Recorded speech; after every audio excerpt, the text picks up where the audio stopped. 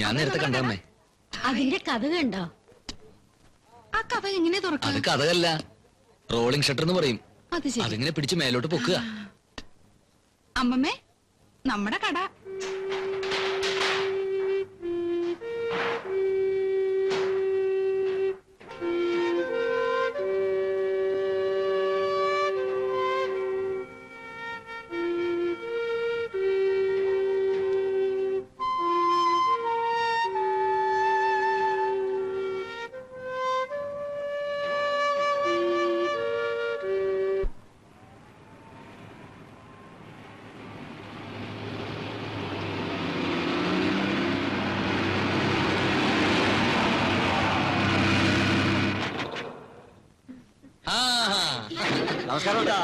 നമ്മുടെ ഏവരുടെയും കണ്ണിലുണ്ണിയായ ശ്രീമാൻ ലാസർ മുതലാളി ബ്രൈറ്റ്മെൻസിന്റെ ഒരു എളിയ പ്രവർത്തകൻ എന്ന നിലയിൽ ഞാൻ സ്വാഗതം ചെയ്തുകൊള്ളുന്നു.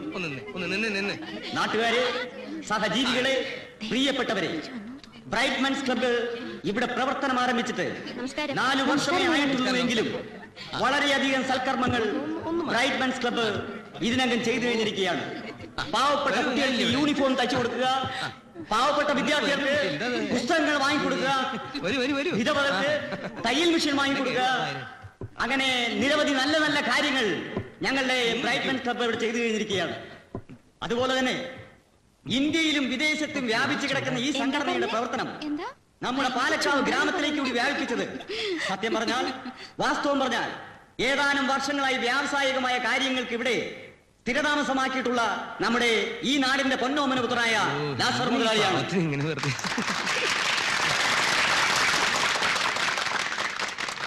ഇന്നിവിടെ നടക്കാൻ പോകുന്ന ഈ സൽക്കർമ്മം നിർവഹിക്കുന്നത് മിസ്സിസ് മേനോനാണ്.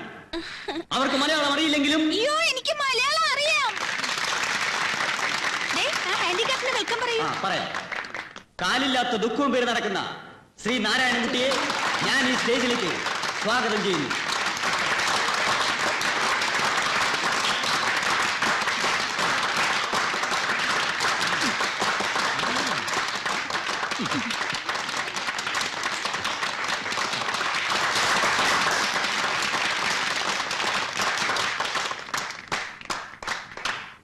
നാട്ടുകാരെ, കാലില്ലാത്ത ദുഃഖവും പേര് നടക്കുന്ന ശ്രീ നാരായണൻകുട്ടിയെ നാം ഇന്നൊരു കട ഉടമസ്ഥനാക്കി മാറ്റുകയാണ്, ഒരു കച്ചവടക്കാരനാക്കി മാറ്റുകയാണ്.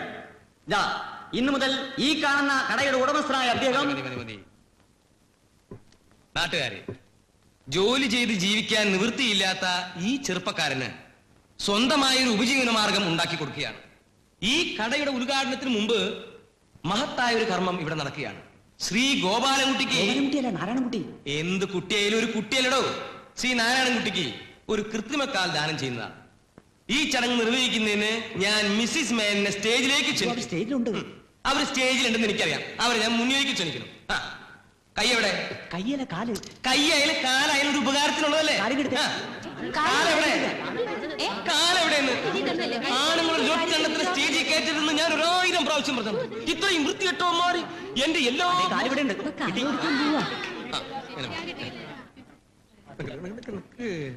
ഗോപാലൻകുട്ടി ഒന്ന് എഴുന്നേറ്റ്. ഗോപാലൻകുട്ടി എന്ത് കുട്ടിയാലും എഴുന്നേറ്റ് കിട്ടുമോ? മെല്ലെ മെല്ലെ. ഇനിതാ ചാടല്ലേ. ഞാൻ കൊടുത്തേ. ഒരു സെക്കൻഡ് ഡേവിഡ് ഒരു ഫോട്ടോ എടുത്തേ. പടം എടുക്കുന്നു. ഒരു ഫോട്ടോ ആരടി. ഇനി കൊടുത്തേ കൊടുത്തേ. കയ്യടി കയ്യടി കയ്യടി കയ്യടി കയ്യടി.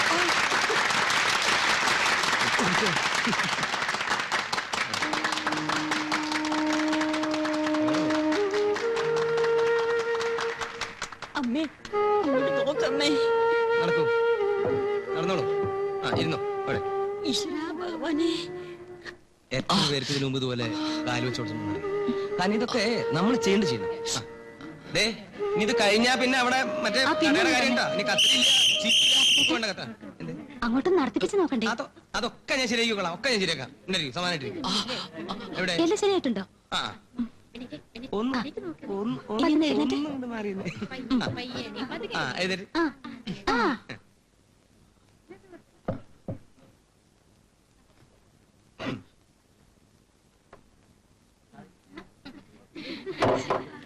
നടക്ക്.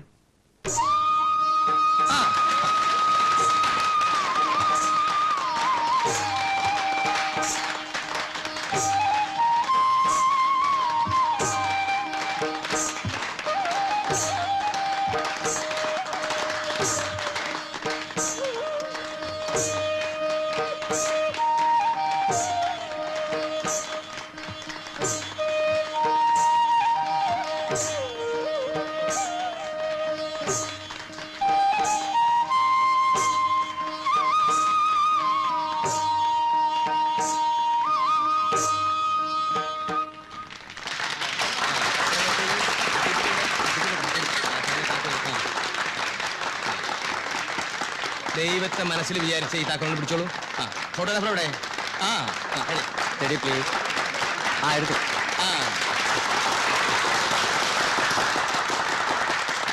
ഈ കട അങ്ങോട്ട് തുറക്കണോ?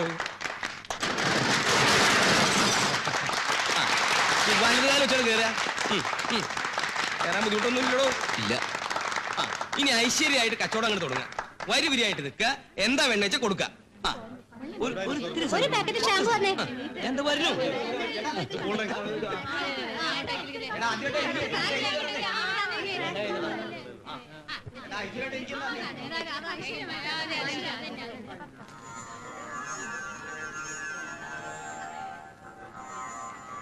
നന്നായി വരും.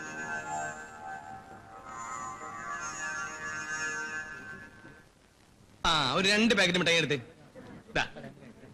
ഇത് മതിയോ? മതി, അത് മതി. ഒരു ഇത്തിരി സ്ഥലം തരും. ഞാൻ ഈ കുട്ടിയൊക്കെ കുതിരി മിഠായി കുറച്ച് സ്ഥലം തരൂ. ഞാൻ കൊടുക്കാം.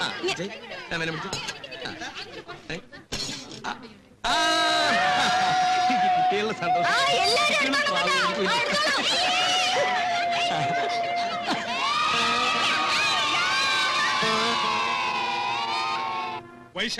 വൈശാലിവിള ടൗണിലൊന്നും കിട്ടില്ല, കോയമ്പത്തൂർന്ന് വരുത്തിയതാ. എന്താ കുമാരേട്ടാ ഈ വികലാംഗൻ എന്ന് വെച്ചാ? വികലാംഗൻ എന്ന് വെച്ചാൽ വികലമായ അംഗത്തോട് കൂടിയവൻ ആരോ അവൻ വികലാംഗൻ. അയാൾക്കൊരു കാലില്ലാത്രേ. എന്നാലും അയാളെ കാണാനൊരു ഐശ്വര്യമൊക്കെ ഉണ്ടേ. ഇങ്ങോട്ട് നോക്ക. ഈ പുരുഷന്മാരുടെ ഐശ്വര്യം സൗന്ദര്യം എന്നൊക്കെ പറയുന്നത് മോന്തയ്ക്കല്ല, മനസ്സിലാ? അത് കുമാരേട്ടൻ പറയണത് ശരിയാ. കൈയോട് ഉത്രട്ടാതിയ നക്ഷത്രം. അയ്യോ, അതെങ്ങനെ മനസ്സിലായി? സാമുദ്രിക ലക്ഷണം, ജ്യോത്സ്യം ഇതൊക്കെ പഠിക്കാതെ ഇങ്ങനൊരു സ്ഥാപനം നടത്തിക്കൊണ്ടു പോകാൻ പറ്റുമോ മോളെ? അല്ലേ? അയ്യോ,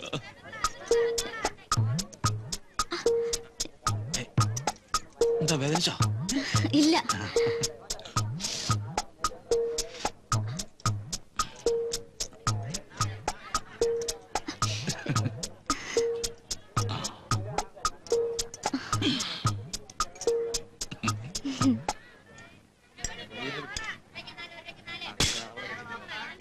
എന്താ വേണ്ടത്? മിഠായി. കയ്യൊന്ന് ഒഴിഞ്ഞോട്ടെ, ഇപ്പൊ തരാട്ടോ.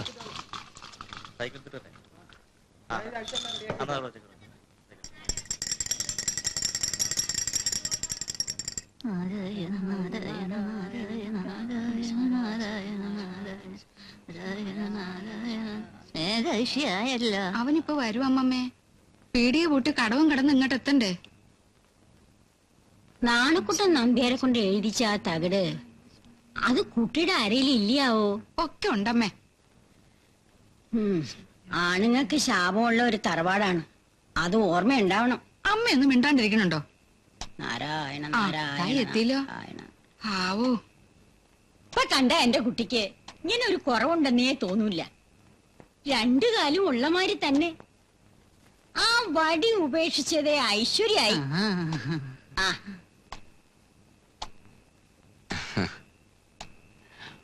ഇപ്പൊ നടക്കാൻ നല്ല സുഖം എന്തല്ലേ? സുഖം. കാലങ്ങനെ വിങ്ങുക. ഇങ്ങത്തിരുന്നത് അമ്മമ്മ എവിടെ ഇരുന്നോളൂ. അതെന്തിനാ അഴിക്കുന്നേ? അതവിടെ ഇരുന്നോട്ടെ. നിനക്ക് ഓർമ്മയുണ്ടോ സീമന്തിനി? മുത്തശ്ശിന്റെ മുൻവരിയില് സ്വർണം കെട്ടിച്ച 4 വെപ്പ് വല്ലതും ഉണ്ടായിരുന്നു. ചിരിക്കുന്ന കാണാ എന്താ ഒരു ചന്തം. അതൊന്നും അഴിച്ചു വെച്ചിട്ടാ കിടക്കാറ്. ഇതും അവിടെ ഇരുന്നോട്ടെന്നേ. പകല് മുഴുവൻ ഞാൻ വേദന തിന്നായിരുന്നു. ഇനിയെങ്കിലും ഇത് അഴിച്ചു വെച്ചില്ലെങ്കി വയ്യ. അമ്മേ.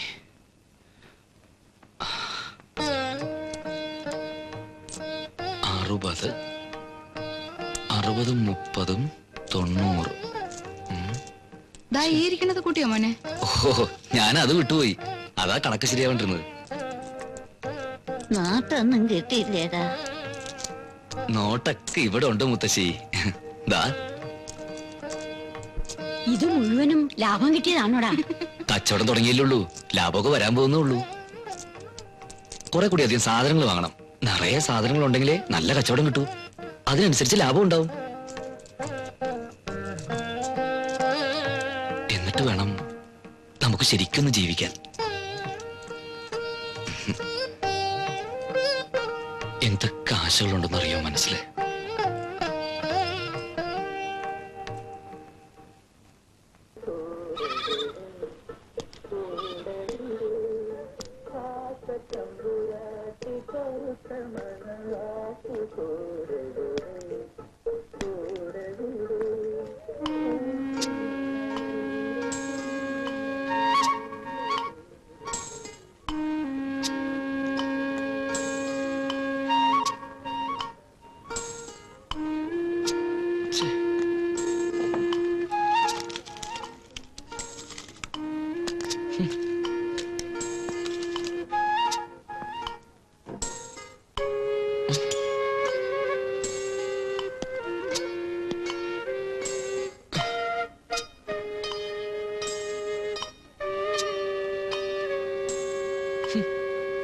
എന്തിനാ നേരത്തെ കളഞ്ഞേ?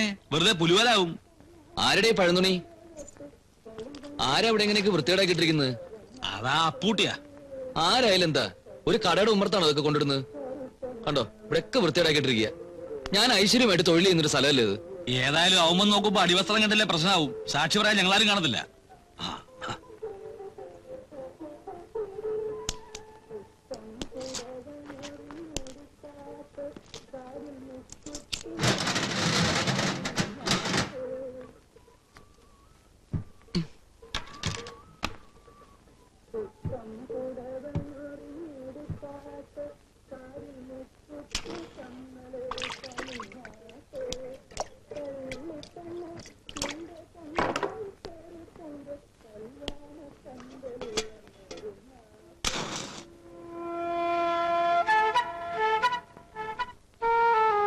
എന്തേ, എന്താ വേണ്ടത്? 1.5 കാലേ ഉള്ളൂ, എന്നിട്ടും ഇത്ര ചങ്കൂറ്റോ? മനസ്സിലായില്ല. മനസ്സിലാക്കി തരാം. വേണോ? എന്റെ ഒരു സാധനം ഇവിടെ കൊണ്ടുവരാൻ നീ എടുത്തു കളയും അല്ലേടാ? അത് ഞാൻ മാറ്റിയിട്ടുണ്ട്. എവിടെ? ദാ അവിടെ. പോയി എടുത്തോണ്ടാ, ചെന്ന് എടുത്തോണ്ടാ.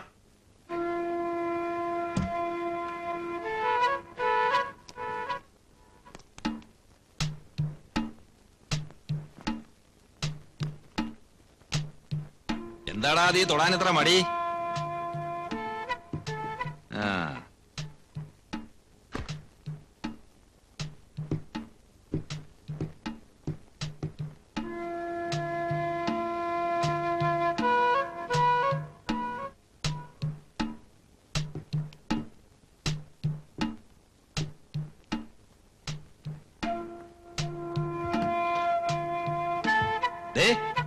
മര്യാദയ്ക്ക് സ്വന്തം കാര്യം നോക്കി ജീവിച്ചു. വലിയ മിടുക്ക് കാണിച്ചാലുണ്ടല്ലോ, ഈ പണ്ടാരമൊക്കെ അടിച്ചു പൊളിച്ച് കുടംപുളി ചവിട്ടുന്ന പോലെ നിന്നെ അതിനകത്ത് ചവിട്ടും. ഒരു പട്ടി അപ്പൂട്ടോട് ചോദിക്കത്തില്ല, മനസ്സിലായടാ? ഒരു പാക്കറ്റ് സിസറ എടുത്ത്